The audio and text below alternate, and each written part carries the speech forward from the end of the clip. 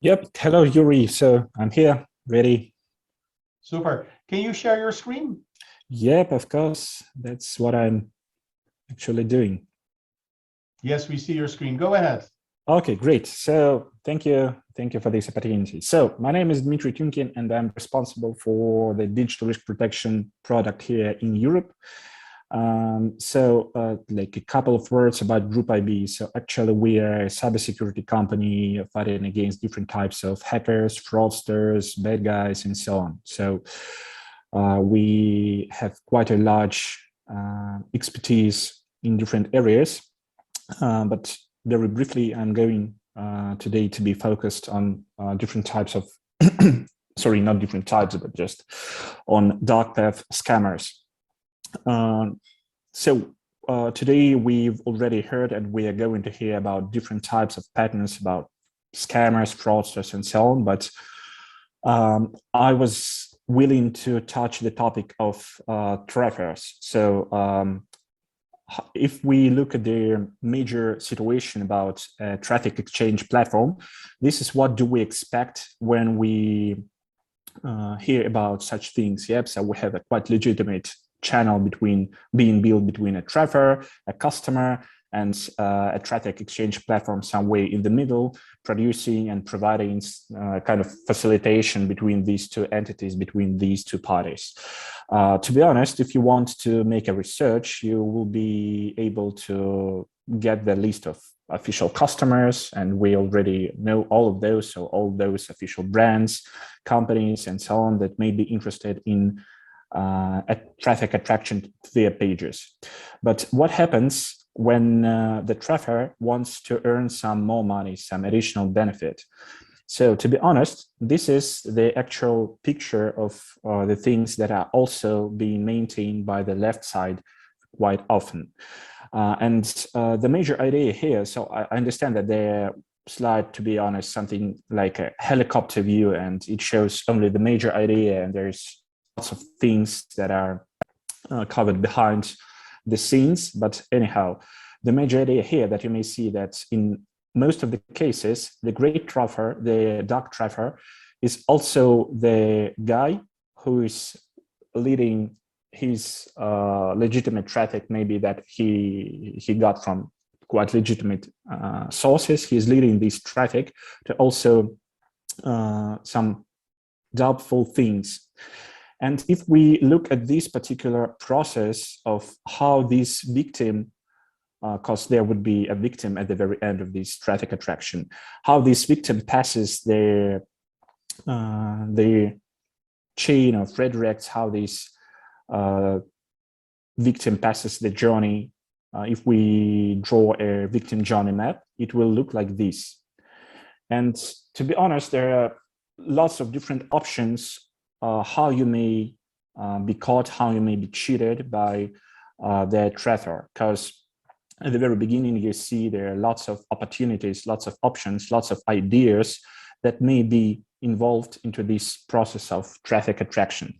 So of course, the tracker, he is acting only at this very stage.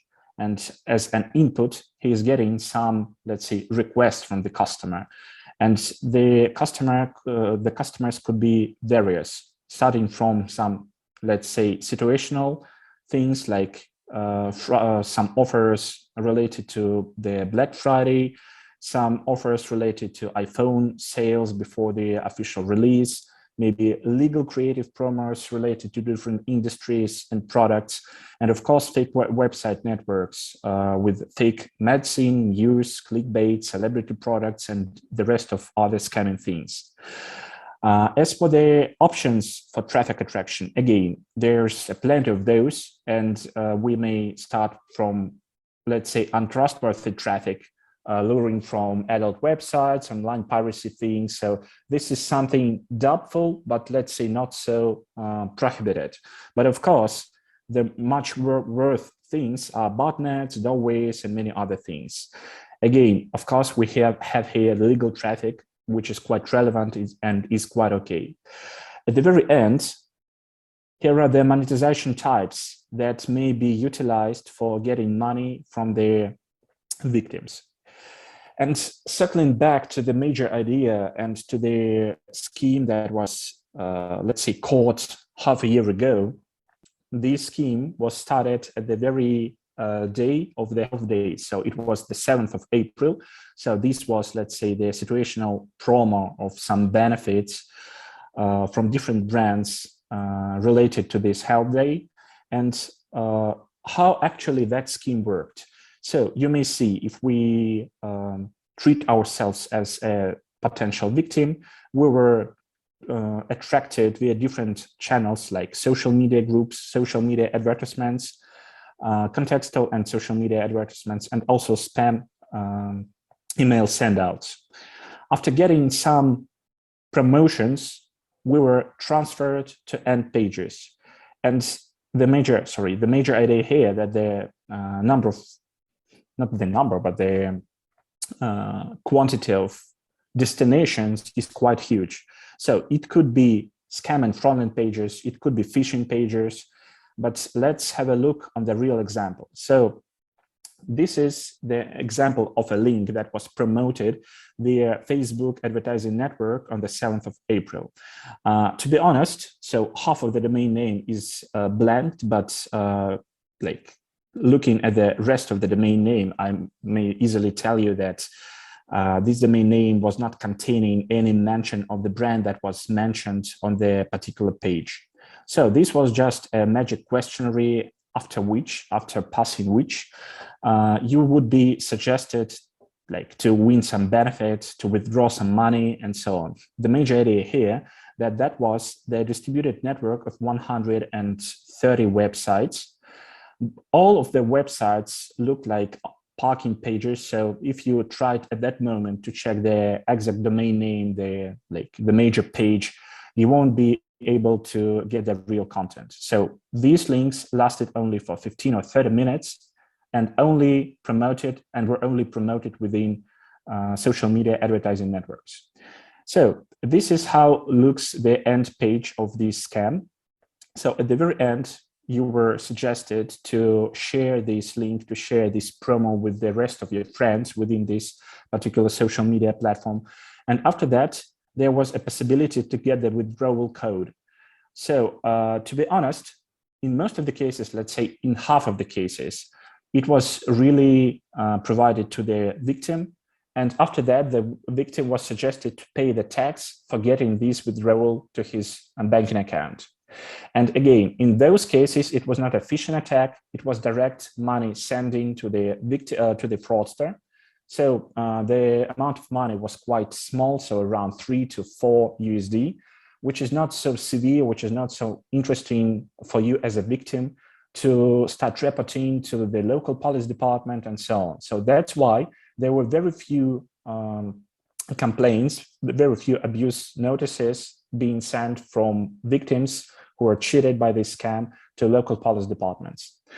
But in the other half of the cases, when this particular scheme, due to some maybe technical reasons or due to some other reasons, was not active, after clicking on this button, you were transferred through a chain of multiple redirects, suggesting you again to play a game, to win some benefits.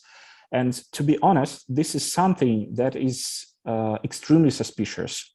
And it is quite different from all those severe scams that are proposing you something essential in your current situation, like it was mentioned, let's say, by Yuri at the very beginning, when you are seeking for some medicine or for other topics. This is something extremely suspicious. But due to the origin of the trackers, they even don't need to get this money. So after they redirect you to other pages, they're starting just to keep you on these pages to save the traffic. And like by any chance, some of the persons, some of the victims would be cheated on any of these pages.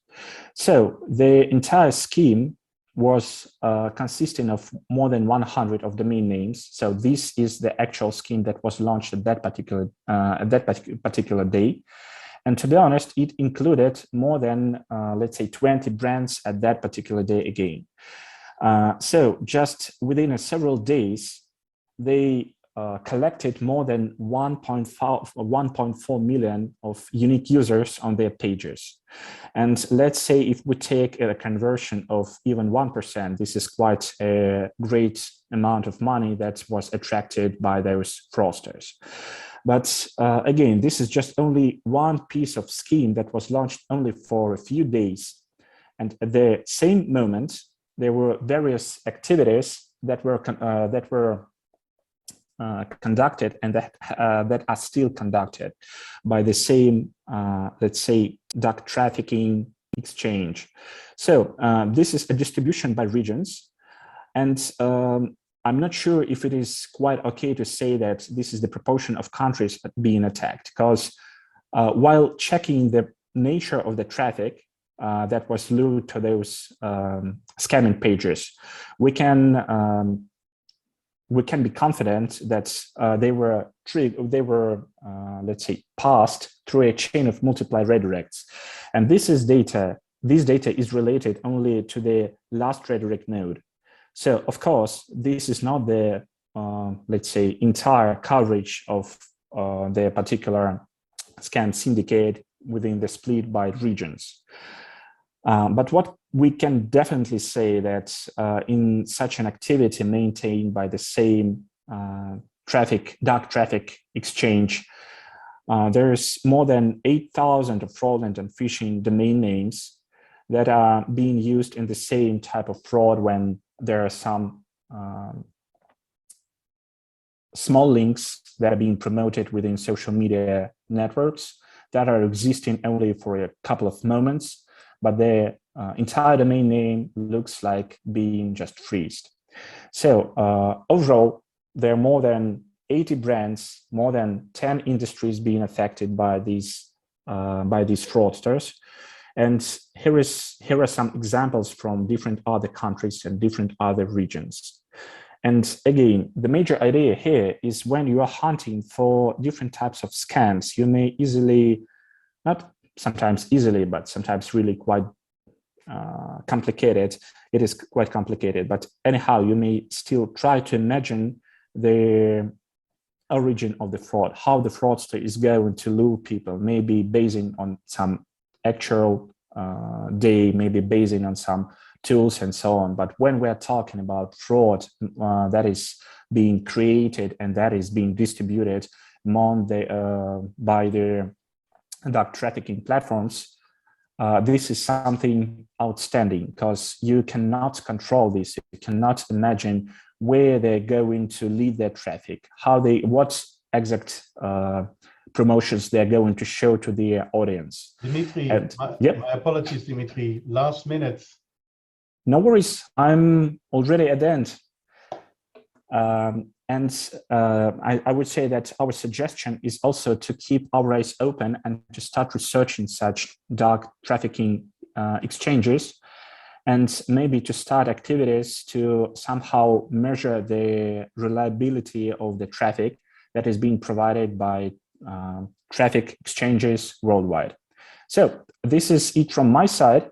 That was just a helicopter view, and I doubt that 10 minutes will be enough for such a presentation, for getting it with all the details. So if you have any questions, please don't hesitate to text and I will be happy to answer. So thank you so much. And Yuri, I'm done. Thank you very much, Dmitry, for your presentation. And it's impressive to see how advanced these cybercriminal networks are becoming.